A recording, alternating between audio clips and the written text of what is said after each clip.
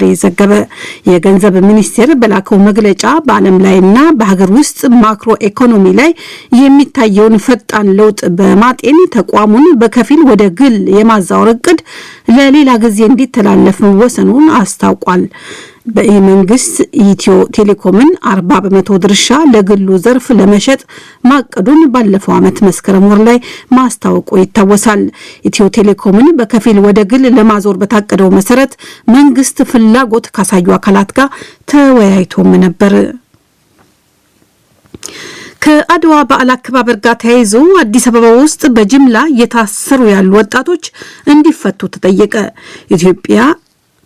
የኢትዮጵያ ዜጎች ለማህበራዊ ፍትህ ኢዜማ ፓርቲ እንደገለጸው የከተማ ወጣት ሐሳብ እንዳይሰጥ እንዳይቃወም ለማሸማቀቅ የተደረገ ነው ብሏል። ወጣቶቹ በጅምላ እየታሰሩ ያሉት ምስላቸው ከማህበራዊ መገናኛ አውታሮች እየተፈለገና በእለቱ በተለያዩ ቦታዎች የመንግስት ሰዎች አስቀምጠዋቸው በነበሩ ካሜራዎች በቀረጿቸው ምስሎች ደጋፊነት መሆኑን ተመልክቷል። የፓርቲው የህዝብ ግንኙነት ኃላፊ ወይዘሮ ትዕግስት አፈወርቅ ለዶይቼ ቬለ እንደተናገሩት እስሩ አግባብነት አለው ብለን አናምንም ብለዋል። ከተማችን ብዙ ወጣቶች እየታሰሩ ይገኛሉ። ይሄ የከተማውን ወጣት ሐሳብ እንዳይሰጥ፣ ጥያቄዎችን እንዳይጠይቅ፣ እንዳይቃወም ለማሸማቀቅ የሚሰራ ነገር አግባብነት አለው ብለን አናምንም። ከተማችን በጣም ብዙ ወንጀሎች የሚሰሩባት ከተማ ሆናለች። ብዙ ጥፋቶች ያሉባት ከተማ ሆናለች። እነሱን ጥፋቶች ለማረም ወገቤን የሚል የጸጥታ ኃይል ልክ የፖለቲካ ጥያቄ ያለ ሲመስለው በተቀላጠፈ መንገድ ብዙ መረጃ አለኝ በሚል መንገድ ወጣቶችን እያፈነ ይገኛልና ያ ትክክል አይደለም። የከተማዋ ወጣት አንገቱን እንዲደፋ እየተደረገ ነው ያለው ኢዜማ ታሳሪዎቹ እንዲፈቱ፣ ወንጀል ሰርተዋል ከተባለም በግልጽ ለፍትህ እንዲቀርቡ ጠይቋል።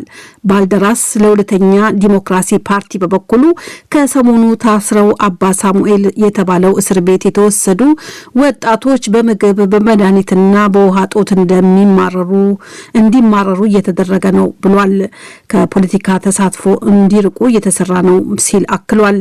የአዲስ አበባ ፖሊስ ኮሚሽን በበኩሉ የሚታፈስ ወጣት የለም በማለት እስሩን በተመለከተ ለሚቀርበው ቅሬታ ምላሽ መስጠቱ ይታወቃል። አድማጮች በመከታተል ላይ ያላችሁት ከዶይቼ ቬለ የሚሰራጨውን የምሽቱን የዓለም ዋና ዋና ዜና ነው። የሱዳን ወታደራዊ ኃይል በመፈንቅለ መንግስት ስልጣኑን ከተቆጣጠረ ወዲህ በሀገሪቱ አደባባዮች በቅርቡ በታዩ ተቃውሞዎች ወደ 200 የሚጠጉ ሰዎች በአድማ በታኝ ፖሊሶች መጎዳታቸውን አንድ የሱዳን የዶክተሮች ማህበር ዛሬ ገለጸ። ማህበሩ ይፋ ባደረገው መግለጫ መሰረት ትናንት ሐሙስ የአደባባይ ተቃዋሚዎቹ ከአድማ በታኝ ፖሊሶች ጋር ተጋጭተው 187 ሰዎች ተጎድተዋል። ከተጎዱት ተቃዋሚዎች መካከል 70 ሰዎች ጎማ በመሰለ ጥይት የቆሰሉ ናቸው። 3 ሰዎች ደግሞ በዚሁ ጎማ በመሰለ ጥይት ጭንቅላታቸው ላይ ተመተው በሆስፒታል ቅርብ ክትትል በሚደረግበት ክፍል ህይወታቸውን ለማዳን እየተረዱ ነው።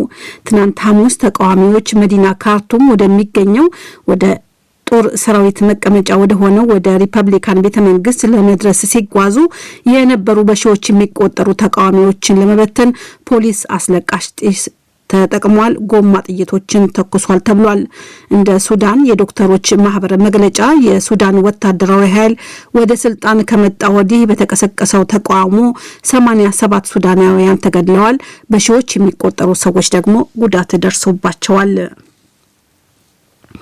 የዩናይትድ ስቴትስ መድኃኒት ማምረቻ ኩባንያ ሞዴርና በኬንያ ክትባቶችን ለማምረት ከመንግስት ጋር የመግባቢያ ሰነድ መፈራረሙን የመድኃኒት ማምረቻ ኩባንያው አስታወቀ። ሞዴርና በኬንያ በአመት ወደ 500 ሚሊዮን የሚጠጋ ክትባትን ለአህጉሩ አፍሪካ እንደሚያመርት ገልጿል። አህጉር አፍሪካ አብዛኛውን ክትባቶችን ከውጪ እንደሚያስገባ የተገለጸ ሲሆን በሚቀጥሉት ወራት በዓለም ጤና ድርጅት በመታገዝ በደቡብ አፍሪካ ኤምአርኤንኤ የተባለውን የሕክምና ክትባት ለማምረት እቅድ ተይዟል። በሌላ በኩል የጀርመኑ ባዮንቴክ የተባለው መድኃኒት ኩባንያ ማምረቻ በአፍሪካ ክትባቶችን የማምረት እቅድ የያዘ ሲሆን ክትባቶቹን ለማምረት ተንቀሳቃሽ ማምረቻ ቤቶችን ወደ ሩዋንዳ፣ ሴኔጋል እና ምናልባትም ወደ ደቡብ አፍሪካ እንደሚላክ ተመልክቷል። የአውሮፓ ህብረት ሩሲያ በዩክሬን እያካሄደች ያለውን ጥቃት የጦር ወንጀል ነው ሲል አጥብቆ አወገዘ። የህብረቱ የውጭ ጉዳዮች ኃላፊ ጆሴፍ ቦሬል እንደተናገሩት በዩክሬን በሲቪሎችና በሲቪል መሰረተ ልማቶች ላይ ያነጣጠሩት የሩሲያ ሮኬቶች አሳፋሪና ሙሉ በሙሉ ተቀባይነት የሌላቸው ናቸው። ሩሲያ እያደረገች ያለው ከባድ የዓለም አቀፍ የሰብአዊ ህግ ጥሰቶችን ነው ሲሉም ገልጸዋል። ሩሲያ በዩክሬን ላይ ለምታካሄደው ወታደራዊ ጥቃቶች ሁሉ ሙሉ በሙሉ ኃላፊነት አለባት ያሉት የአውሮፓ ህብረት የውጭ ጉዳይ ፖሊሲ ጆሴፍ ቦሬል የጦር ወንጀል የፈጸሙ የመንግስት ባለስልጣናትና የጦር ሰራዊት መሪዎችም ተጠያቂ ይሆናሉ ሲሉ ተናግረዋል። ዩናይትድ ስቴትስ በቻይና ላይ ዛሬም ተጨማሪ ዛቻ ማሰማታ ተሰምቷል። የጀርመን የዜና አገልግሎት ዲፒኤ እንደዘገበው ሩሲያ በዩክሬን በጀመረችው ጦርነት ፔኪንግ የሚገኘው የቻይና መንግስት ማንኛውንም አይነት ወታደራዊ ድጋፍ ለሩሲያ ከሰጠ መዘዝ ይከተላል ስትል ዩናይትድ ስቴትስ ዳግም አስጠንቅቃለች። ከቻይናው ፕሬዝዳንት ጂንፒንግ ጋር በስልክ ለመነጋገር ዛሬ ቀጠሮ የያዙት የዩናይትድ ስቴትሱ ፕሬዝዳንት ጆ ባይደን በስልክ ንግግራቸው ወቅት ይህንኑ በቀጥታና በግልጽ ለቻይና አቻቸው ይናገራሉ ሲሉ በዋሽንግተን የሚገኘው በነጩ ቤተ መንግስት ቃል አቀባይ ጄን ፔሳኪ ተናግረዋል። የዩናይትድ ስቴትስ የውጭ ጉዳይ ሚኒስትር አንቶኒ ብሊንከን በበኩላቸው ቻይና ያላትን ተጽዕኖ የማረጋገጥ አቅም በመጠቀም በሩሲያው ፕሬዝዳንት ቭላዲሚር ፑቲን ላይ ዓለም አቀፍ ሕጎችን እንዲጠብቁ የመጠየቅ ኃላፊነት አለባት ሲሉ ቻይና ወደ እርምጃ እንድትመጣ ጠይቀዋል። ይህ ዶቼ ቬለ ነው።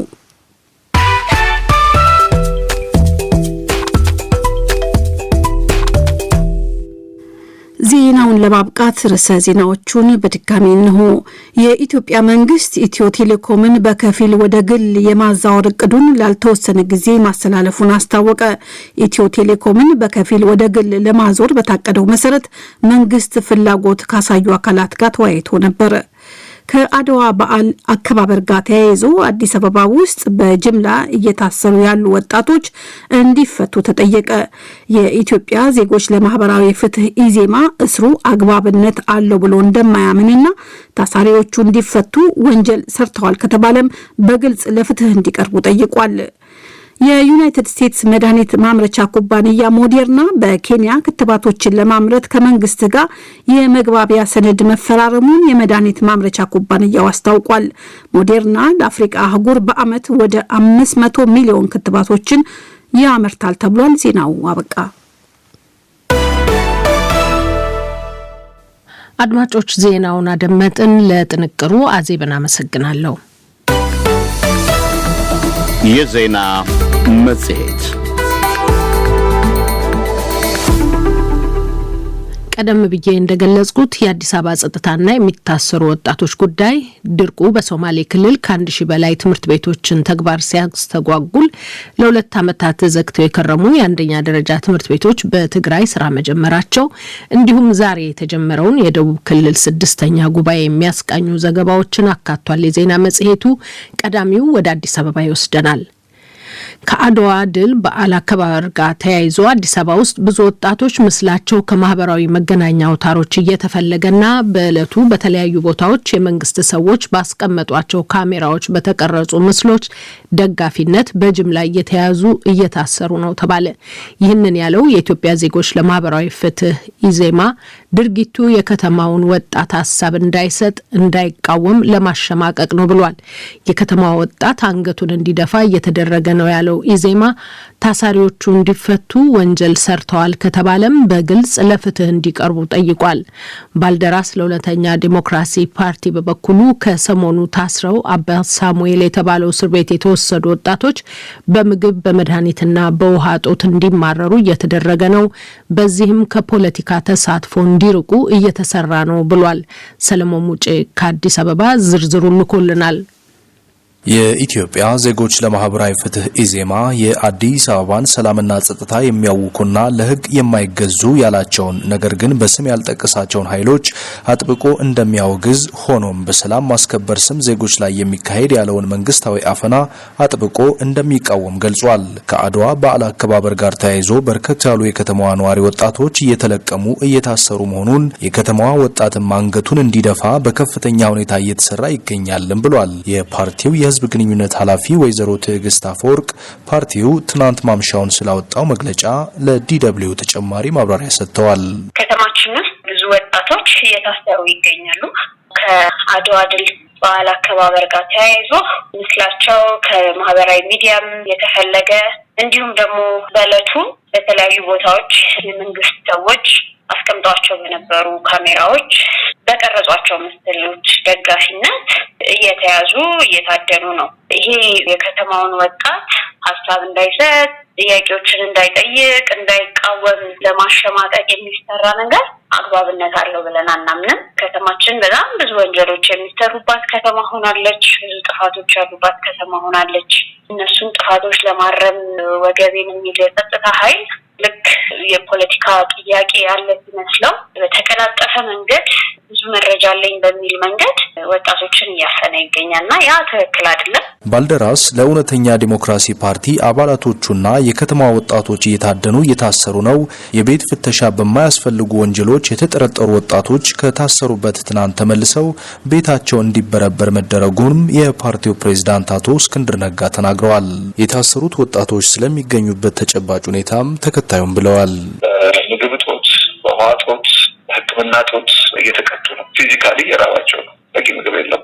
ሰውነታቸውን የታጠቡ አይደለም፣ የተሰዳዱ አይደለም። በቂ ሕክምና የለም። ወደ ሌላ ቦታ መሄድ አለባቸው እና እንደ ልቡ ደግሞ እየወጡ እየታከሙ አይደለም። ስለዚህ በአጠቃላይ መሯቸው ፖለቲካ እንዲተዉ አቅጣጫ እንደተያያዘ የሚያመላክት ነገር ውስጥ ነው ያሉት። በዚህ ሁኔታ ውስጥ ባሉበት ሁኔታ ዛት ደግሞ ድንገት 20 እስረኞች ከመካከል ተመርጠው ከቀኑ 11 ሰዓት አካባቢ ወደዚህ ወደ አዲስ አበባ ወዳሉ አዲስ አበባ ፖሊስ ኮሚሽን አምጥተዋቸዋል። ዛሬ በሌሊት ጠዋት እነዚህ 20 እስረኞች ወደ ቤታቸው ተንቀሳቅሰው ቤታቸው ተፈትሿል። ስለዚህ ወደዚህ ያመጧቸው አሁን እንደገባ ቤታቸውን ለመፈተሽ ነው። አዲስ አበባ ዩኒቨርሲቲ ውስጥ ተከስቶ የነበረውን የተማሪዎች ግጭት ያስታወሱት አቶ እስክንድር ከተማው ውስጥ ጥሩ ድባብ የለም ሲሉ ገልጸዋል።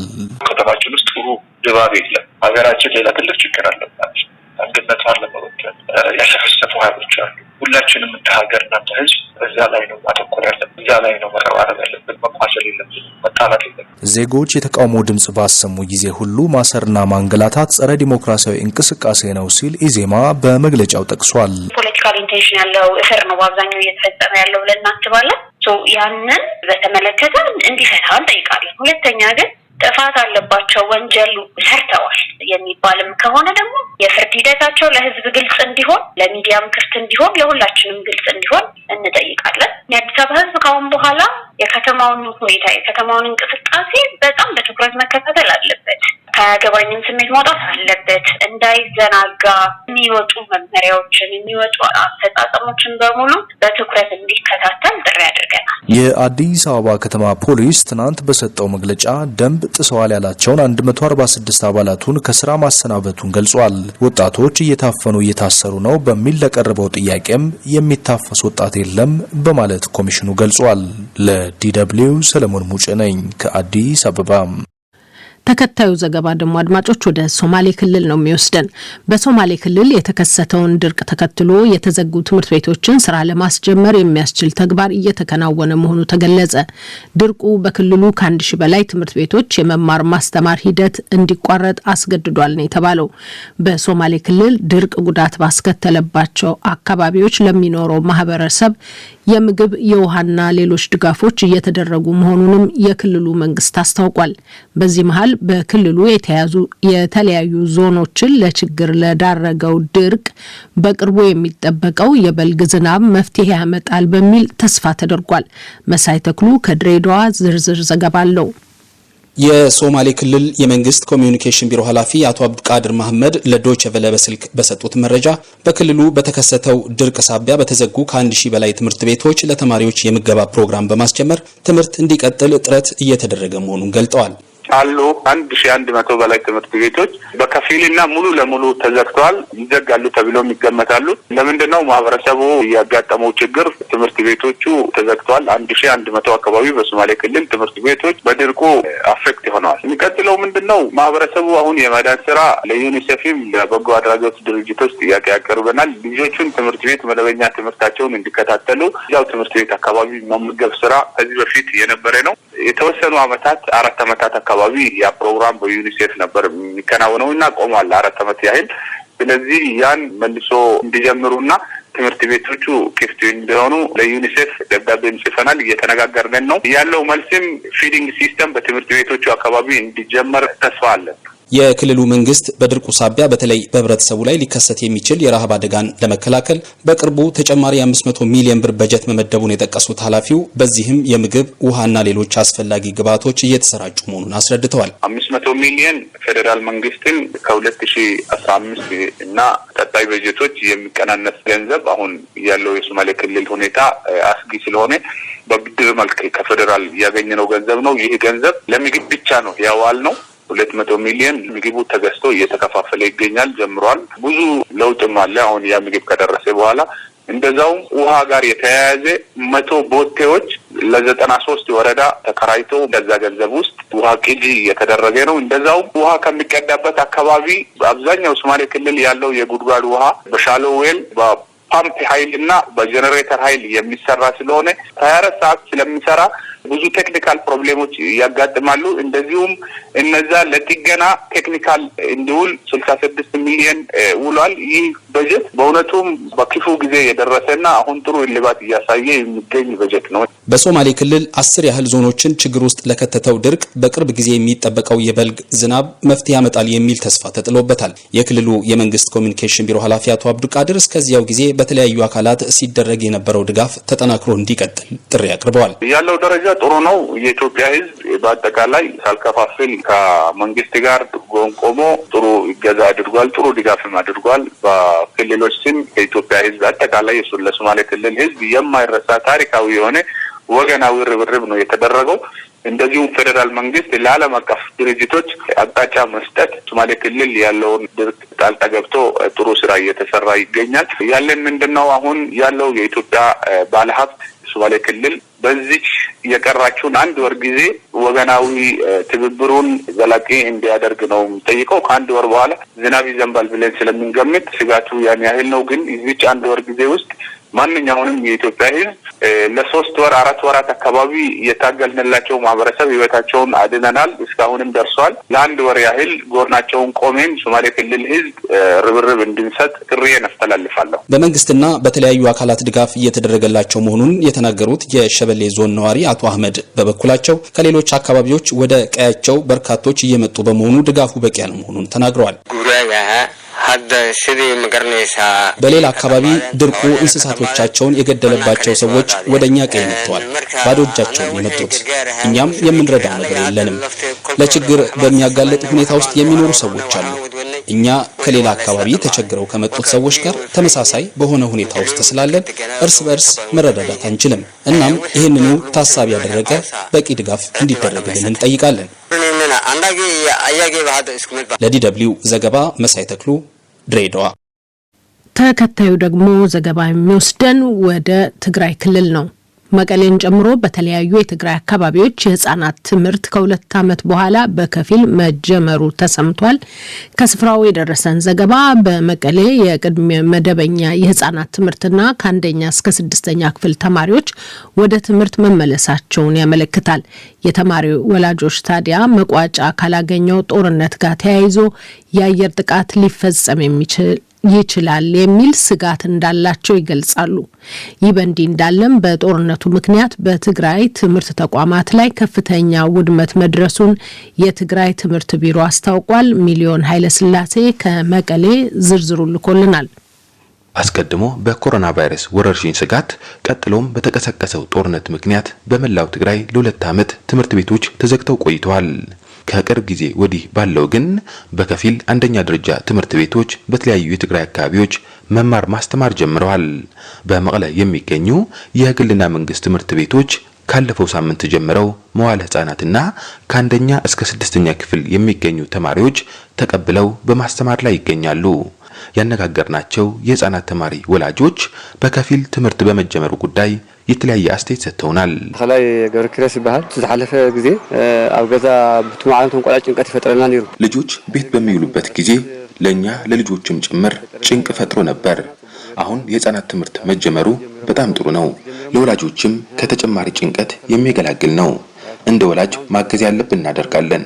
ልጆቼ በጥሩ መንፈስ ትምህርታቸው እንዲቀጥሉ ነው የምፈልገው። በጥሩ መንፈስ ከቀጥልና ይናንደል ከማሊያስ ይባላል። ከተማ መቀሌ ጥሩ ነው። መጀመራቸው በጣም ጥሩ ነው።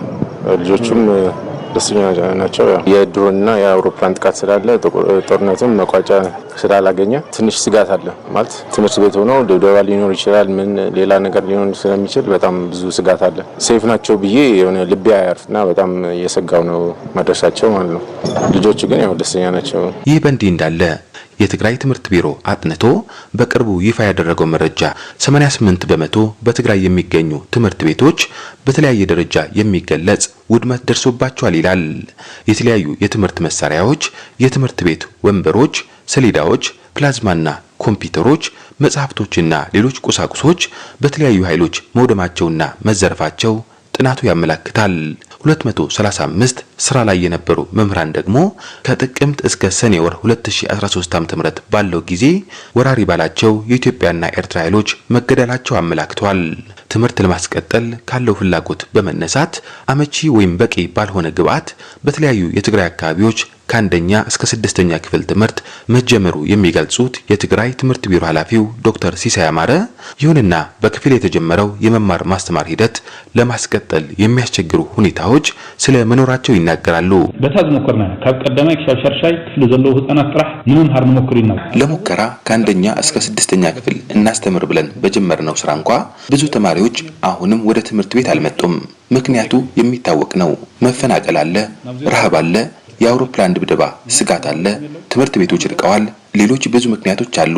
በቀጣይነትም ትምህርት እየተከታተሉ ያሉ ህፃናት እየቀነሱ ሊሄዱ የሚችሉበት እድል አለ። ይህ ሁሉ በትግራይ ያለው ችግር አልፈው ትምህርት ቤት የደረሱ ተማሪዎች ድንገት የአውሮፕላን ድምጽ ሲሰሙ የሚፈጠርባቸው ስጋት አሳዛኝ ነው። በተግባርም ትምህርት ጀምረው የነበሩ በትግራይ ደቡባዊ ዞን የሚገኙ ትምህርት ቤቶች የተዘጉበት ሁኔታ አለ። እንደ የትግራይ ትምህርት ቢሮ መረጃ በጦርነቱ ምክንያት በደረሰው ውድመት የትምህርት ቤቶች ተደራሽነት በከፍተኛ መጠን ቀንሷል። በ2012 ዓ.ም አንድ ተማሪ አንደኛ ደረጃ ትምህርት ቤት ለማግኘት በአማካኝ 2.5 ኪሎ ሜትር መጓዝ የሚጠበቅበት የነበረ ሲሆን አሁን በአማካኝ 7.3 ኪሎ ሜትር መጓዝ ያስፈልገዋል። ይህ የትምህርት ተደራሽነቱ ከ30 ዓመት በፊት ወደ ነበረበት የመለሰ እንደሆነ የሚያሳይ መሆኑ የትምህርት ቢሮው ጥናት ያመለክታል። በአንዳንድ አካባቢዎች ትምህርት ቤቶች በከፊል በህፃናት መማር ማስተማር ሂደት፣ በሌላ በኩል ደግሞ የተፈናቃይ ዜጎች መጠለያ ሆነው በአንድ ጊዜ ሁለት አገልግሎት እየሰጡ ይገኛሉ። ለዲደብሊው ዘገባ ሚሊዮን ኃይለስላሴ መቀለ። የመጨረሻው የዜና መጽሔት ዘገባ ወደ ደቡብ ነው የሚወስደን። በደቡብ ክልል የሚነሱ የአደረጃጀት ጥያቄዎችን ለመመለስ እየሰራ እንደሚገኝ የክልሉ ምክር ቤት አስታወቀ። የክልሉ ምክር ቤት አፈጉባኤ ወይዘሮ ፋጤ ሰርሞላ ይህን የተናገሩት ዛሬ በሐዋሳ ከተማ በተጀመረው የምክር ቤቱ 6ኛ ዙር አንደኛ መደበኛ ጉባኤ ላይ ነው።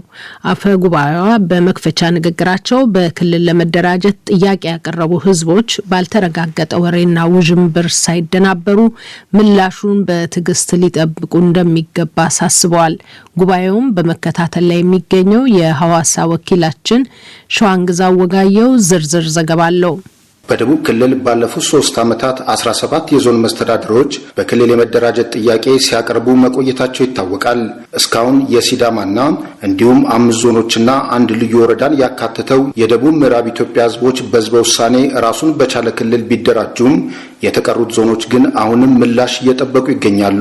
ዛሬ በሐዋሳ ከተማ በተጀመረው የክልሉ ምክር ቤት የ6ኛ ዙር አንደኛ ዓመት መደበኛ ጉባኤን በንግግር የከፈቱት የምክር ቤቱ አፈጉባኤ ወይዘሮ ፋጤ ሰርሞላ ግን የክልሉ መንግስት የአደረጃጀት ጥያቄዎችን በሰከነ መንገድ ይመልሳል ብለዋል። መንግስታችን በየጊዜው የሚስተዋሉ የህዝብ የልማት የመደራጀት የመዋቅር ጥያቄዎች በሰከነ መልኩ እየመለሰ ይገኛል። ከዚህም መነሻ በክልላችን ከዚህ ቀደም 2 የክልል መዋቅር ጥያቄዎች ተመልሶ ህዝባችን መንግስታዊ አገልግሎት የሚያገኝበት ሁኔታ የተፈጠረ ሲሆን ቀሪ የመዋቅር ጥያቄዎች ለመፍታት መንግስታችን ቁርጠኛ መሆኑን እየገለጽኩ የህዝባችን አንድነት ሰላሙን በሚያስጠብቅ መልኩ በበሰለ በሰከነ ሁኔታ በመወያየት የህዝብ ፍላጎት መሰረት ባደረገ አግባብ ምላሽ የሚሰጥበት ይሆናል። ስለሆነም ህዝባችን የመንግስት አቅጣጫ ተረድቶ ከልዩ ልዩ ውዥንብር ሰላማችንን ከሚያደፈርሱ አጀንዳዎች በመታቀብ የመንግስትን ውሳኔ በትዕግስት እንድንጠብቅ በዚህ አጋጣሚ መልእክቴን አስተላልፋለሁ። በክልሉ የውሃና የመስኖ ስራዎችን ጨምሮም ቀደም ሲል የተጀመሩ ፕሮጀክቶች የመጓተት ችግር እንደሚስተዋልባቸው የጠቀሱት አፈጉባኤዋም በዚህ ረገድ የክልሉ ምክር ቤት አባላት ሊያደርጉት ይገባል ያሉትን እንዲገልጸዋል። የልማት ስራዎች በታቀደው ጊዜ በጥረት ሰርቶ ከማቅረብ ጋር ተያይዞ ያሉ ውስንነቶች በክትትልና ቁጥጥር ስራችን ለማየት ችለናል። በመሆኑም የፕሮጀክት አፈጻጸም በውሃና መስኖ ተቋማት ግንባታ አካባቢ ያሉ የግንባታ ሂደት የሚታዩ ተግዳሮቶች በቀጣይ መታየት ያለባቸው ሲሆን አጠቃላይ መሰረተ ልማት ዙሪያ ያሉ የህዝብ ፍላጎትና ሀብት የማይጣጣም ቢሆንም አንገብጋቢ በሆኑ ጉዳዮች የቅድሚያ በመስጠት ተግባራትን ለማከናወን እንደ ምክር ቤት በተገቢ አኳኋን ሚናችንን ልንወጣ ይገባል።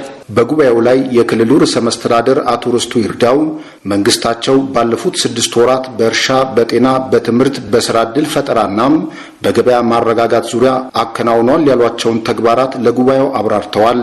በተለይም በክልሉ የተለያዩ አካባቢዎች ከተከሰቱ ግጭቶች ጋር በተያያዘ የሚታየውን የጸጥታ ችግር ለመቅረፍም ጥረት ተደርጓል ብለዋል። በክልላችን አንዳንድ አካባቢዎች ማለትም በኮንሶ ዞን፣ በደራሼ ልዩ ወረዳ፣ በኮንሶ ዞንና አሌው ልዩ ወረዳ፣ በጉራጌ ዞን መስቃና ማረቆ ወረዳዎች፣ በደቡብ ዞን በሐመርና ኤርቦሬ፣ በበና እና ማሌ እንዲሁም አማሮና ቡርጂ ልዩ ወረዳዎች ቀደም ብሎ የተከሰቱና ሙሉ ለሙሉ ያልተፈቱ ግጭቶችና የጸጥታ ችግሮች ለመፍታት ጥረት ተደርጓል። በቀጣይም ዘላቂ ሰላም ለማረጋገጥ ብርቱ ስራ መስራትን ይጠይቃል። ዛሬ የተጀመረው የክልሉ ምክር ቤት ጉባኤ ለሚቀጥሉት 3 ቀናት የሚቆይ ሲሆን በርዕሰ መስተዳድሩ በቀረበው የግማሽ ዓመት የሥራ አፈጻጸም ሪፖርት ላይ ይወያያል። በተጨማሪም በተለያዩ ረቂቅ አዋጆች ላይ እንደሚመክርና ሹመቶችንም እንደሚያጸድቅ ከጉባኤው የውይይት መርሃ ግብር ለመረዳት ተችሏል። ለዶቼ ቬሌ ዲ.ደብልዩ ዘገባ ሸዋንግዛው ወጋየው ሐዋሳ። የአዲስ አበባ ጸጥታና የሚታሰሩ ወጣቶች ጉዳይ ድርቁ በሶማሌ ክልል ከ1000 በላይ ትምህርት ቤቶችን ተግባር ሲያስተጓጉል ለ2 ዓመታት ተዘግተው የከረሙ የአንደኛ ደረጃ ትምህርት ቤቶች በትግራይ ስራ መጀመራቸው እንዲሁም ዛሬ የተጀመረውን የደቡብ ክልል 6ኛ ጉባኤን የተመለከቱ ዘገባዎች ያስተነተነው የምሽቱ የዜና መጽሔት ጥንቅር በዚሁ አበቃ። በኢትዮጵያ በጦርነት ግጭት እንዲሁም በሌሎች ሰው ሰራሽና ተፈጥሯዊ ችግሮች የተፈናቀሉና የሚፈናቀሉ ሰዎች ቁጥር ከቀን ወደ ቀን እየጨመረ በመሄድ ላይ ነው። ከአንድ ዓመት ተኩል በፊት በትግራይ በተጀመረውና በአማራና በአፋር ክልል በተስፋፋው ጦርነት እንዲሁም በአፋር የተለያዩ ከተሞች ዳግም በተቀሰቀሰው ውጊያ በርካቶች ተፈናቅለዋል። ከትግራይም ከኦሮሚያም ጥቂት የማይባሉ ቀያቸውን ለቀው ተሰደዋል። የደቡብና ምስራቅ ኢትዮጵያው ድርቅም ብዙ ሰዎችን አፈናቅሏል። የተፈናቃዩ ቁጥር ከፍተኛ በሆነባቸውና ለመድረስም አስቸጋሪ በሆኑ አካባቢዎች ተፈናቃዮች የከፋ ችግር ውስጥ እንደሚገኙ ይናገራሉ። በኢትዮጵያ የተፈናቃዮች ይዞታና እጣ ፋንታቸው በመጪው እሁድ የሚተላለፈው የዶይቼ ቬለ እንወያይ ርዕስ ነው። በውይይቱ ላይ ከተነሱ ነጥቦች የሚከተሉት ይገኙበታል። ህወሓት ወይም ራሱን ትግራይ መከላከያ ሰራዊት ብሎ የሰየመው የሆነ አካል ባስፈጸመው ጦርነት ምክንያት ወረዳው መፈናቀል ችለናል። ጉዳቱ ከዚህ በፊት ከነበረው እጥፍ በሚባል መልኩ የህዝብ መፈናቀልና የንብረት ውድመት የሰውን ህይወት የቀጠፈ የሆነ ጦርነት ነው። ባለሁበት አካባቢ ላይ ራሱ ተፈናቃዮቹ በየሰው በረንዳ ቤቶችና በየቢሮዎች ደጃፍ ተጠልለው ነው ማለት ነው የሚገኙ በአፍዴራ ማለት ነው። በአፋር በጦርነቱ ከትግራይ ጋር በነበረው ግጭት 694,000 አካባቢ በአፋር ብቻ ተፈናቅለው ተብሎ ነው የሚገመተው። ይሄ አዲሱን መፈናቀል አያካትትም። እንዲሁም ደግሞ በአማራ ክልል 1.4 ሚሊዮን አካባቢ ሰዎች ተፈናቅለው ነበር በግጭቱ ተብሎ ነው የሚገመተው። ሰው ክቡር የሆነ ፍጡር ነው። የመኖር መብት ያለው ፍጡር ነው። ህገ መንግስት የሚፈቅድለት የመኖር መብቱን ተዟዙሮ የመስራት ሀብት ንብረት የማፍራት መብቱን የሚደነግግለት የሚፈቅድለት የተከበረ ሰው ቁጥር ሆኖ ይሄን ያክል ቁጥር ተፈናቀለ፣ ስንት ቁጥር ተፈናቀለ፣ ስንት የሞተው ሰው ቁጥሩ ስንት ነው የሚለው ነገር በኢትዮጵያ እውነት ለመናገር በጣም የሚያምን ቁጥሩ አይደለም የሚባለው ነገር እኔ አልስማማበትም። ምክንያቱም በቁጥር ተመስርተን ነው እርዳታውንም ምን ያህልም ያስፈልጋል የሚለውን ማከፋፈሉንም በደንብ ማደራጀትና ማካሄድ የሚቻለው ቁጥሩ በትክክል ሲታወቅ ነው። የአገር ውስጥ ተፈናቃይ ጉዳይ በትክክል የትኛው ተቋም ነው ይሄንን ኮኦርዲኔት ሊያደርገው የሚገባው የሚለው ትንሽ ክፍተት አለ።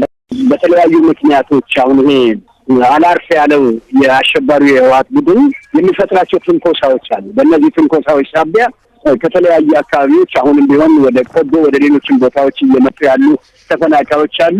እነዛን ደግሞ በቅንጅት ለመደገፍ እየሰራን ያለነው ነገር አለ። የአፋር በኩል ተኮሳም እንዳለም እናውቃለን ብሎ ነው የገለጹት።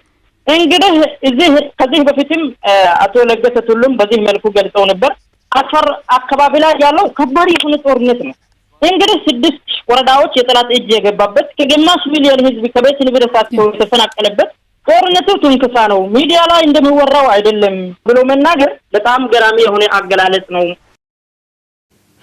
አድማጮች ሂሩት መለሰ የመራችው ሙሉ ውይይት እሁድ ከዓለም ዜና በኋላ ይቀርባል። እንድትከታተሉ ከወዲሁ እንጋብዛለን። አሁን በማድመጥ ላይ ያላችሁት ቦን ከተማ ከሚገኘው ዶይቼ ቬለ የሚተላለፈውን የ1 ሰዓት ስርጭት ነው። ወደ ሳምንታዊ መሰናዶን የምናልፈው የወጣቶች ዓለም። የዛሬው የወጣቶች ዓለም እንግዳ ጀርመንኛ ቋንቋን በአጭር ጊዜ ውስጥ ተምሮ ሌሎችን የሚያስተምር ወጣት ኢትዮጵያዊ ነው። እሱ እንደሚለው በኢንተርኔት ማለትም በኦንላይን ሌሎችን ማስተማሩ ይበልጥ ራሱን እንዲፈትሽና ቋንቋውን እንዲያዳብር ረድቶታል። ልደት አበባ አነጋግረዋለች። በድጋሚ መልካም ቆይታ። የወጣቶች ዓለም የዛሬው የወጣቶች ዓለም እንግዳችን ቋንቋ መማርን ብቻ ሳይሆን ማስተማርንም ይወዳል። ዳንኤል ደሱ ይባላል። ነዋሪነቱ ፍራንክፈርት ከተማ ሲሆን ወደ ጀርመን ከመጣ 5 ዓመቱ ነው። በአጭር ጊዜ ውስጥ ጀርመንኛ ተምሮ ለማስተማር የበቃበት ሚስጥር ምን ይሆን? እንግዲህ ያው ብዙ ሰው የጀርመንኛ ቋንቋን ክብደት ስለሚያውቀው ለዛም ነው ትንሽ ከጊዜው ጋር ሲያወዳደረው ብዙ አመት ይፈጃል የሚል አስተሳሰብ ያለው። እርግጥ ነው ከባድ ነው፣ ቋንቋው ቀላል አይደለም። ግን ያው እንደመጣሁኝ እኔ በተለያዩ ከገና እንደመጣሁኝ በቃ ወዲያውኑ ወደ ቋንቋ ነው የገባሁት። ምክንያቱም ቋንቋ አቴንሽን መስጠት እንዳለብኝ ገባኝ። በቃ ሙሉ ጊዜን ሰጠሁት እና የተመቻቸ እድል አልነበረኝም። ያው በተለያዩ ምክንያቶች የተመቻቸ እድል አልነበረም። ነገር ግን በራሴ ጥረት መጀመሪያ ተማርኩኝ፣ የተወሰኑ ኮርሶችን ወሰድኩኝ። ከዛ ዩኒቨርሲቲ አፕላይ ያደረኩኝ። እንግዲህ ያው እድሉን አገኘሁ፣ የትምህርት እድሉን። ያው በዩኒቨርሲቲ ደረጃ ሌቭሉም ከፍ ያለ ነው። እዛ ከቢ1 ጀምሮ እስከ መጨረሻው C1 በጥሩ ውጤት ጨረስኩኝ ማለት ነው። ከዛም በቀጥታ ወደ ስራ ገባ። በትርፍ ጊዜው ደግሞ የሚችለውን እውቀት ተጠቅሞ ሌሎች ኢትዮጵያውያንን ጀርመንኛ ለማስተማር ወሰነ። በጣም ብዙ ሰዎች የትምህርት እድል የላቸውም። ጀርመን ሀገር የሚኖር ሰው ብቻ ነው ሊረዳ የሚችለው። በተለይ ኢትዮጵያኖች የትምህርት እድል የላቸውም። ስለዚህ እኔ ተፍጨርጭሬ ተማርኩኝ። ሌላው ሰው እንዴት ሊሆን ነው? ብዙ ሰዎች እድል አያገኙ። አብረን የሄድን ልጆች በቋንቋ ምክንያት ስራ ሊያገኙ አልቻሉ። የወረቀት ጉዳይ አለ፣ ብዙ ነገር አለ። ስለዚህ ልጆችን ሰብስቤ ያስተምር ነበር። አገር ቤት የማስተማር ኤክስፒሪየንስ ነበረኝ። ስለዚህ ለምን ሼር አላደርግም የሚል ሀሳብ መጣ እና በዛ የተነሳ ነው የተጀመረው። ዳንኤል የዩቲዩብ ቻናሉን ከከፈተ 2 ዓመት ገደማ እንደሆነው ይናገራል። ገጹም ላይ ተማሪዎቹ የጻፉለት አበረታታች አስተያየቶች ይነበባሉ። ባይዘዌይ ስታስተምሪ ትማሪያለሽ። ስታስተምሪ በየጊዜው ነው ማስተር ያርሽ የምትሄጂው። እኔ ኦንላይን ማስተማሪም የበለጠ ምክንያቱም ጥያቄ ይመጣል እዚህ ጋር እንዴት ነው እንደገና በጣም ቻሌንጂንግ ነገር ደግሞ ምንድነው ወደ አማርኛ መቀየር በጣም የሚከብዱ ቦታዎች አሉ። እነሱን ራሱ ፋይንድ አውት ለማድረግ ብዙ ነገሮችን ነው የምጠቀመውና እሱን ነው እና ራሴን ማበረታው አንደኛ ዴይ ቱ ዴይ በማንበብ አሁንም በመስማት ሆን ብዬ ዜናዎችን በመስማት በመከታተል ሪፖርቶችን በማንበብ ቋንቋዬን እና በጣም አንዳንድ ጊዜ ደስ ይላቸዋል። ጀርመኖች ይደነግጣሉ። 4 ዓመቴ ነው 5 ዓመቴ ነው ስትይ ይደነግጣሉ። ምክንያቱም ዛጋያንችን ጥረት ነው የሚያዩት። ቻናሉን ለመጀመሪያ ጊዜ የምታዩት ሰዎች ካላችሁ ዳኒ አባይ ይባላለሁ። ጀርመንኛ ቋንቋ በአማርኛ ፈትፍተን እንማራለን። እንግሊዘኛም ቋንቋ ተጀምሯል፣ በደንብ በአማርኛ እንማራለን። እንዲሁም ድምጽ ማስመሰል ቮይስ ኢምፕሬሽን አለላችሁ። የሚያስቁ የሚያዝናኑ ቪዲዮዎች፣ የመዝናኛና የትምህርት ዳንኤል ዩቲዩብ ላይ ዳኒ አባይ የተባለው የራሱንና የእናቱ አባይነሽ የሚለውን ስም አዋህዶ እንደሆነ ይናገራል። ቪዲዮን የሚቀርጸውና የሚያሰናዳውም ራሱ ነው። መደበኛ ስራዬ ደግሞ ሉፍታንዛ ዜሃይም በተባለ የሉፍታንዛ አየር መንገድ እህት ኩባንያ ውስጥ የስብሰባ ሆቴልና ማሰልጠኛ የእንግዳ አቀባበል ክፍል ኦዲተር ነው ይላል። ኢትዮጵያ ውስጥ በኢኮኖሚክስ ከዩኒቨርሲቲ ምሩቅ የሆነው ዳንኤል ወደፊት ለሁለተኛ ዲግሪው እዚሁ ጀርመን ውስጥ ዩኒቨርሲቲ ገብቶ የመማር እቅድም አለው።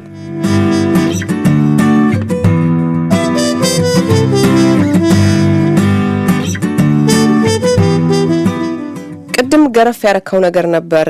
ብዙ ኢትዮጵያውያን እድሉን አያገኙም ቋንቋውን ለመማር ብለህ ነበርና በግልም ለመማር ሲፈለግ ያው ቋንቋ ትምህርት ቤቶች ውድ እንደሆኑ ነው ማቀውና ለዛም ይሆን አንተ በኦንላይን መታቀርበው? አዎ አሁን የኦንላይኑ ጉዳይ መጣው ከራሱ ከተመልካቹና ከሰው ዲማንድ ነው ማለት እኔ ኖርማል ስራ ሰራለሁ የ8 ሰዓት ተጨማሪ ብታስተምረን ፈተና አለብን ሊገባን አልቻለም የሚል ነገር መጣና ራሴን በደንብ ቼክ አረኩት። ምንድነው ያሰብኩት አሁን አረቦች ወይም ሌሎች ዜጎች እዚህ ይበልጡናል፣ በጣም ይበልጡናል በቋንቋና ይሄ ነገር ምክንያቱ ምንድነው ብዬ ሳይ ለካስ የጀርመንኛ ቋንቋን በሀገራቸው ቋንቋ ተርጉመው ያስተምራሉ። ብዙዎች አሁን አረቦች የተለያዩ ሀገር ዜጎች ቱርኮች ጎበዝ አስተማሪዎች አሏቸው በዩቲዩብ እና ዜጋው የተሻለ ቋንቋ ነው የሚያወራው። የተሻለ ቋንቋ ወራ ማለት የተሻለ ስራ ይሰራል ያ ሰው። ስለዚህ በእኛ ጋር ስናይ ደግሞ ምንም ነገር የለም። የተወሰኑ ሰዎች የተወሰኑ ቪዲዮዎችን ሰርተው ነው ዩቲዩብ ላይ የጠፉት። ስለዚህ ይሄ ነገር በተከታታይ ባስተምር ይበጃል ብዬ ጀመርኩኝ። በቀንነት ነው የተጀመረው። እግዚአብሔር ይመስገን አሁን ብዙ ሰው እያየው ነው። ኢትዮጵያም ብዙ ሰው እየተማረ ነው አውቃለሁ። ከዛ የሰዎች ዲማንድ ምንድነው ለምን ፈተና ስላለብን ሰብሰብ አድርገህ ለምን በትንሽ ክፍያ አታስተምረንም የሚል ነገር መጣ። እንግዲህ ኦንላይን መማር የሚፈልጉ ሰዎች በዳኒ አባይ ኮንታክት በማድረግ መማር ይችላሉ ማለት ነው። ያው በዙም ነው ትምህርት የሚሰጠው። እንግዲህ ቋንቋውን ቀለል አድርገው የመሰረታዊ የሰዋሰው ህጎችን እና የንግግር ችሎታዎችን ከመጽሐፍ በታገዘ መልኩ በማዳበር እንግዲህ የሚፈለግባቸውን ፈተናዎች እንዲያልፉና ቋንቋቸውን እንዲያሻሽሉ የሚያስችል ትምህርት ነው መስጠት የጀመረው ማለት ነው በኦንላይን። እሱ እንግዲህ በዩቲዩብ እና በሌሎች መገናኛ ዘዴዎች ላይ ከመታቀርበው የቋንቋ ትምህርት በተጨማሪ መሆኑ ነው። አዎ ይሄ ተጨማሪ የዩቲዩብ በቲክቶክ በቴሌግራም የተለያዩ ጥያቄዎች የሚሳተፉ አሉ ዳኒ አባይ ብለው። በዩቲዩብ ደግሞ አለ ላይቭ ማክሰኞ ሁሉ ጊዜ በዚህ በጀርመን አቆጣጠር 18 ሰዓት በኢትዮጵያ ይመስለኛል 20 ሰዓት ነው ወይም ደግሞ ከምሽቱ 2 ሰዓት ነው በኢትዮጵያ ላይቭ ገባለሁ። ወደ 1 ሰዓት ላይቭ ሳላቋርጥ አስተምራለሁ በየሳምንቱ። ያ ከስራ ካልተደራረበብኝ ውጪ በየሳምንቱ በነፃ ነው የሚማሩት። ቲክቶክ ላይ መረጃዎች ለቃለሁ ጀርመን ሀገር ስለሚወጡ ህጎች የተለያዩ ነገሮች ባይዘው በዩቲዩብ ላይ አንድ ሰው ጀርመን ላይ ስለ ወረቀት ጉዳይ ስለተለያዩ የኢኮኖሚ ጉዳይ ሊሆን ይችላል፣ ስለ ጤና ጉዳይ ሊሆን ይችላል የተለያዩ መረጃዎችን ከዜና በመውሰድ ማቀርባቸው አንዳንድ ኢንፎርሜሽኖች አሉ እንዲከታተሉ እንግዲህ ጋብዛለሁ። እነዚህ እንትኖች ናቸው። ከዛ ውጪ ነው ይሄ ኤክስትራ ነው። ኤክስትራ ወይም ተጨማሪ ማሻሻል ፈተና ላለበት ሰው ቋንቋውን በደንብ መማር ለሚፈልግ ሰው በጣም ቆንጆ ትምህርት ነው። ምናልባት ይሄ ጥያቄ እዚሁ ጀርመን ሀገር ለሚኖሩ ሰዎች ሊሆን ይችላልና ሰዎችንስ በአካል አግኝተህ ታስተምራለህ? ለጊዜው እንደዛ አልተጀመረም። ያው እንግዲህ ከኮሮና ጋር በተያያዘ ነው ኦንላይን ላይ አይዲያውም የመጣው። ብዙ ሰው እንግዲህ በኮሮና ምክንያት ያልተፈጠረ የኦንላይን ስራ የለም እንደሚታወቀው። ወደፊት ግን አይቀርም። ቢያንስ ወደ ፍራንክፈርት አካባቢ፣ ወደ ዳርምሽታት አካባቢ እንደዚህ አይነት ነገሮችን ማለት ትምህርት ቤት አሬንጅ ለማድረግ ሀሳቡ አለ። ዳንኤል ጀርመንኛ ሲማር ቋንቋውን በአማርኛ የሚያብራራለት ሰው አልነበረም። እሱ እንደሚለው በተለይ ሰዋሰውን የመሰሉ የቋንቋ መሰረታዊ ነገሮችን በደንብ ለመረዳት ሰዎች ይበልጥ በሚችሉት ቋንቋ ቢብራራላቸው የተሻለ ነው። እኔ የተማርኩት ያው በጀርመንኛ ነው። ነገር ግን አሁን ምን አለ መሰለሽ አሁን እኔ ኦልሬዲ እንግሊዘኛም ትንሽ አስተምር ነበር ሀገር ቤት። የእንግሊዘኛ እውቀቱ አለኝ። ቪዲዮዎችን አንደርስታንድ ማድረግ እችላለሁ። ግን ስንት ሰው ነው ከኢትዮጵያ ዩኒቨርሲቲ ጨርሶ የሚመጣው? ስንቱ ሰው ነው በጀርመንኛ አንደርስታንድ የሚያደርገው? እና አንድ በጣም የምከታተለው የጎበዝ ኦንላይን ቲቸር አለ፣ ሚሻኤል ይባላል። የኢዚ ጀርመን የሚባል ቻናል ባለቤት ነው። ምንድነው እሱ ከ30 ዓመት በላይ አስተምሯል። እና ምንድነው ፋይንድ አውት ያደረገው ወይም ያገኘው በጀርመንኛ ማስተማር በተለይ ከውጭ ሀገር ለምን ሰዎች ምንም አይነት ውጤት አላመጣም። ብዙ ሰው ይፈተናል አያልፍም። ስለዚህ አንድ ሰው በአፍ መፍቻው ቋንቋው መጀመሪያ መሰረታዊ ነገሮች መያዝ መቻል አለበት።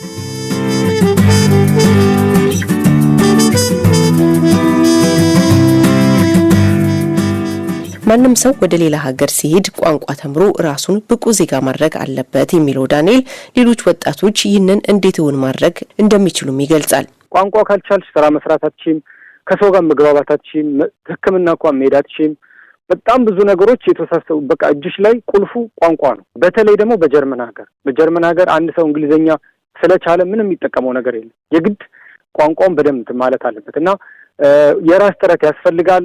ትምህርት ለማግኘት እስከ መጨረሻው መታገል መጣር ያስፈልጋል። በግልም ከፍለው መማር አለባቸው። ሁሉ ነገር የተለያዩ አውስቢልዲንግ ወይም የሙያ ስልጠና ወይም ዩኒቨርሲቲ ለመማር ጥረት ማድረግ ያስፈልጋል እና ሁልጊዜ ደግሞ መማር አለማቆም። ይሄን መመክረው ነው። ዛሬ 2 ወር ተምረሽ 3 ወር ተምረሽ የሚቆም አይደለም። ሁልጊዜ መማር መቆም የለበትም። በተለይ ቋንቋው ጀርመንኛ፣ ምክንያቱም እንደ ልምምድ ነው። ካቆምሽ ይቆማል እና ሰዎች ሊዘነጉት የማይገባው ያ ነው። ጥረቶች ያስፈልጋሉ። ቤት ውስጥ እንቅስቃሴ ማድረግ፣ ከጀርመኖች ጋር ኮሚኒኬት ለማድረግ ሬዲዮ ማዳመጥ ያስፈልጋል። ፊልም ማየት፣ ዜናዎችን መከታተል፣ እንደገና ደግሞ ፍርሃትን ማስወገድ፣ እነዚህ ናቸው እና ሌላው ደግሞ እዚህ ሀገር ትንሽ ከተናገርሽ በጣም ነው የሚያበረታቱሽ፣ የሚደግፉሽ። አንድ ሰው የሚስቅብሽ የለም። በቃ ይሄን ቋንቋ እንዴት ቶሎ በለመድሽና ደስ ባላቸው እና በጣም ይሄ ነገራቸው ደስ ይላል። አንድ ሰው ሲናገር በጣም ነው አፕሪሼት የሚያደርጉት እና እኛ ምንም ማይንድ ሴታችንን መቀየር አለብን። ለምን አልቻልኩም፣ ለምን ተንተባተብኩ አይደለም። እዚህ ጋር የሰው ሀገር ስንት ኪሎ ሜትር ተጉዘን መተን የሰው ሀገር ቋንቋ ተናግረን ልንግባባ ነው እና ይሄ ደግሞ እኛን ያስደንቀን ይገባል እንጂ የሚያሳፍረን ነገር መሆን የለበትም። እዚህ ጋር ነው ማይንድ ሴቱ። ሰው መኩራትን ያለበት ያንተን ቋንቋ ችዬ ያወራውክ ነው የሚል ማይንድ ሴታችንን እንደዛ ማድረግ አለብን ይላል። በአጭር ዓመታት ውስጥ ጀርመንኛ ተምሮ ሌሎችን በማስተማር ላይ የሚገኘው ዳንኤል ደሱ ወይም በዩቲዩብ ስሙ ዳኒ አባይ እንግዳችን ስለነበር እናመሰግናለን። ለዝግጅቱ ልደት አበበ ነኝ። መልካም ሳምንት። ይህ ዶይቼ ቬለ ነው። አድማጮች፣ ከዕለተ አርብ የመጨረሻ መሰናዶ ላይ ደርሰናል።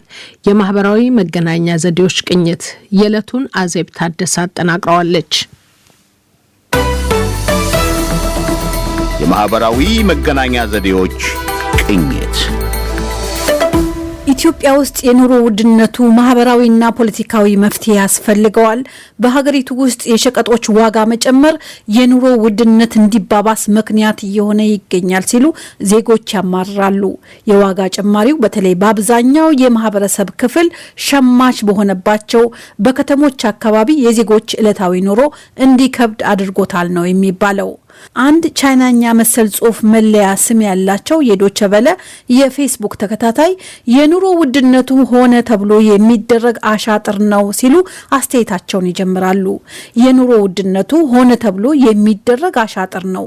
አንዳንድ ስግብግብ የሆኑ ነጋዴዎችም ያለ በቂ ምክንያትና የምርት እጥረት የዋጋ ጭማሪ ሌሎች ስላደረጉት ያደርጋሉ። የተቃዋሚ የፖለቲካ ኃይሎች በተለይም ሸኔ፣ ህወሓት የመሳሰሉት ድርጅቶች በህዝብ ላይ አመጽ እንዲፈጠርና የኑሮ ውድነቱ እንዲጋጋል እንደሚያሴሩ አያጠራጥርም። ይህም መንግስት ሆነ ብሎ ጉዳዩን መርምሮ መፍትሄ መስጠት ይኖርበታል። ዋጋ በሸቀጦች ላይ በየዕለቱ እየጨመረ የሚሄድ ነገር ሆኗል። መንግስት የተረጋጋ ሀገር ለመፍጠር የተረጋጋ ሀገራዊ ኢኮኖሚ መፍጠር ይኖርበታል። ይህም መሰረታዊ ፍላጎቶች ላይ ምግብ፣ መጠጥ፣ ልብስ የመሳሰሉ ላይ የመንግስት ተቋም ተመስርቶ መንግስታዊ አገልግሎት ሊሰጥ ይገባል። ዳቦ ቅንጦት በሆነበት ሀገር ውስጥ ነው ያለነው ሲሉ አስተያየታቸውን ደምድመዋል። መማር ከንቱ ያሉት ሶልናን የተባሉ የፌስቡክ ተጠቃሚ አዲስ አበባ ውስጥ የመንግስት ሰራተኛ በኑሮ ውድነት ማበዱ ነው፣ መማር ከንቱ ያስብላል፣ ትግስታችን እያለቀ ነው ብለዋል። ገዳሙ ኩራባቸው በበኩላቸው ፓርቲና ባለስልጣን ንግድ የጀመሩ ቀን እኮ ነው ነገር የተበላሸው። ብሩህ ደረሰ የተባሉ የፌስቡክ ተጠቃሚ የኢትዮጵያ ሕዝብ ወደን ውሸታሙና ገዳዩን ብልጽግናን ተቀብለን የኑሮ ውድነቱ ብቻ ሳይሆን ሞቱንም ተቀብለን እየኖርን ነው። ሌባውም መንግስት፣ ገዳዩም አስገዳዩም አፈናቃዩም ብልጽግና ብቻ ነው። ፈጣሪ ያውቃል፣ ሰጥቶናል፣ መቻል ነው ሲሉ አስተያየታቸውን ደምድመዋል።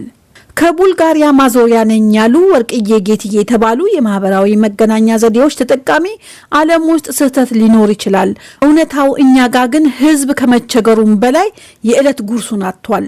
ለመቸገሩ ማስረጃው አደባባይ መውጣት ከሆነ ትንሽ ጠብቁን ሲሉ አስተያየታቸውን ደምድመዋል።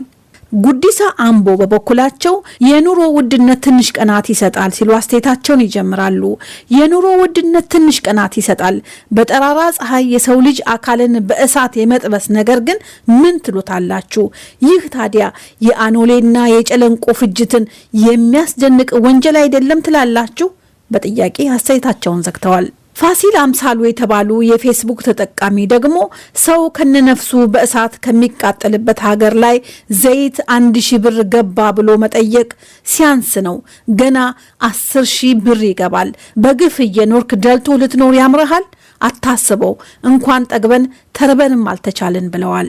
ሀጎስት የተባሉ የፌስቡክ ተጠቃሚ እብድ ቤቷ ሲቃጠል የበራላት ይመስላታል ተባለኮ።